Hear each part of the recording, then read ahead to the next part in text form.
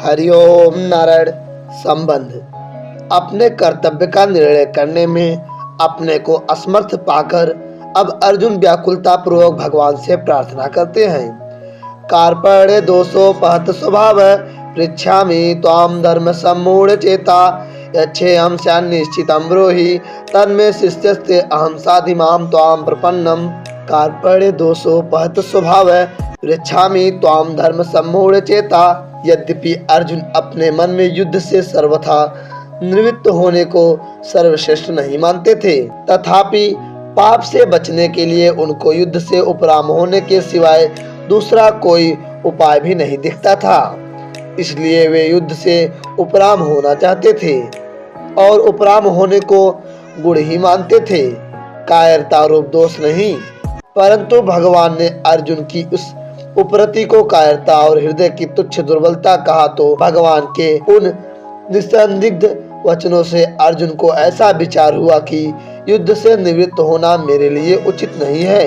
यहाँ तो एक तरह की कायरता ही है जो मेरे स्वभाव के बिल्कुल विरुद्ध है, क्योंकि मेरे छात्र स्वभाव में दीनता और पलायन पीड़ दिखाना ये दोनों ही नहीं है। इस तरह भगवान के द्वारा कथित कायरता रूप दोष को अपने में स्वीकार करते हुए अर्जुन भगवान से कहते हैं कि एक तो कायरता रूप दोष के कारण मेरा छात्र स्वभाव एक तरह से दब गया है, और दूसरी बात मैं अपनी बुद्धि से धर्म के विषय में कुछ निर्णय नहीं कर पा रहा हूँ। मेरी बुद्धि में ऐसी मूढ़ता छा गई है कि धर्म के विषय में मेरी बुद्धि कुछ भी काम नहीं कर रही है। तीसरे श्लोक में तो भगवान ने अर्जुन को स्पष्ट रूप से आज्ञा दे दी थी कि हृदय की तुच्छ दुर्बलता को, कायरता को छोड़कर युद्ध के लिए खड़े हो जाओ। इससे अर्जुन को धर्म कर्तव्य के विषय में कोई संदेह नहीं रहना चाहिए था। फिर भी संदेह रहने का कारण यह है कि एक तरफ तो युद्ध में कुटुंब का नाश करना, पूज्यजनों को मारना अधर्म पाप दिखता है, और दूसरी तरफ युद्ध करना क्षत्रिय का धर्म दिखता है।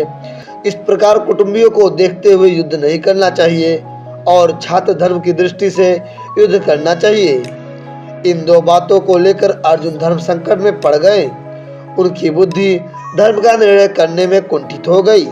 ऐसा होने पर अभी इस समय मेरे लिए खास कर्तव्य क्या है, मेरा धर्म क्या है, इसका निर्णय कराने के लिए वे भगवान से पूछते हैं। यच्छेयं स्यान्निश्चितं ब्रूहि तन्मे। इसी अध्याय के दूसरे श्लोक में भगवान ने कहा था कि तू जो कायरता के कारण युद्ध से निवृत्त हो रहा है, तेरा यह आचरण अनार्य जुष्ट है, अर्थात श्रेष्ठ पुरुष ऐसा आचरण नहीं करते। वे तो जिसमें अपना कल्याण हो वही आचरण करते हैं। यह बात सुनकर अर्जुन के मन में आया कि मुझे भी वही करना चाहिए जो श्रेष्ठ पुरुष किया करते हैं। इस प्रकार अर्जुन के मन में कल्याण की इच्छा जागृत हो गई और उसी को लेकर वे भगवान से अपने कल्याण की बात पूछते हैं कि जिससे मेरा निश्चित कल्याण हो जाए, ऐसी बात मेरे से कहिए। अर्जुन के हृदय में हलचल विषाद होने से और अब यहाँ अपने कल्याण की बात पूछने से यह सिद्ध होता है कि मनुष्य जिस स्थिति में स्थित है उसी स्थिति में वह संतोष करता रहता है, तो उसके भीतर अपने असली उद्देश्य की जागृति नहीं होती।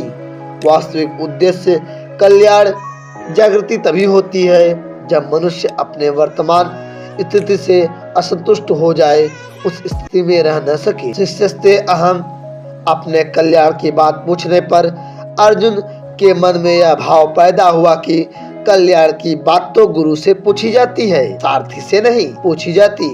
इस बात को लेकर अर्जुन के मन में जो रथीपन का भाव था, जिसके कारण वे भगवान को यह आज्ञा दे रहे थे कि हे अच्युत, मेरे रथ को दोनों सेनाओं के बीच में खड़ा कीजिए, वह भाव मिट जाता है और अपने कल्याण की बात पूछने के लिए अर्जुन भगवान के शिष्य हो जाते हैं और कहते हैं कि महाराज, मैं आपका शिष्य हूँ, शिक्षा लेने का पात्र हूँ, आप मेरे कल्याण की बात कहिए। साधिमाम त्वां प्रपन्नम। गुरु तो उपदेश दे देंगे, जिस मार्ग का ज्ञान नहीं है उसका ज्ञान करा देंगे, पूरा प्रकाश दे देंगे, पूरी बात बता देंगे, पर मार्ग पर तो स्वयं शिष्य को ही चलना पड़ेगा। अपना कल्याण तो शिष्य को ही करना पड़ेगा। मैं तो ऐसा नहीं चाहता कि भगवान उपदेश दे और मैं उसका अनुष्ठान करूं, क्योंकि उससे मेरा काम नहीं चलेगा। अतः अपने कल्याण की जिम्मेवारी मैं अपने पर क्यों रखूं, गुरु पर ही क्यों न छोड़ दूं। जैसे केवल माँ के दूध पर ही निर्भर रहने वाला बालक बीमार हो जाए तो उसकी बीमारी दूर करने के लिए औषधि स्वयं माँ को खानी पड़ती है, बालक को नहीं। इसी तरह मैं भी सर्वथा गुरु के ही शरण हो जाऊं, गुरु पर ही निर्भर हो जाऊं, तो मेरे कल्याण का पूरा दायित्व गुरु पर ही आ जाएगा। स्वयं गुरु को ही मेरा कल्याण करना पड़ेगा। इस भाव से अर्जुन कहते हैं कि मैं आपके शरण हूँ, मेरे को शिक्षा दीजिए। यहाँ अर्जुन त्वाम प्रपन्नम पदों से भगवान के शरण होने की बात तो कहते हैं, पर वास्तव में सर्वथा शरण हुए नहीं हैं।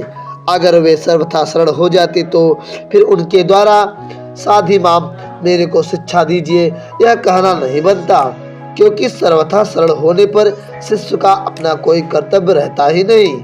दूसरी बात, आगे 9वें श्लोक में अर्जुन कहेंगे कि मैं युद्ध नहीं करूंगा।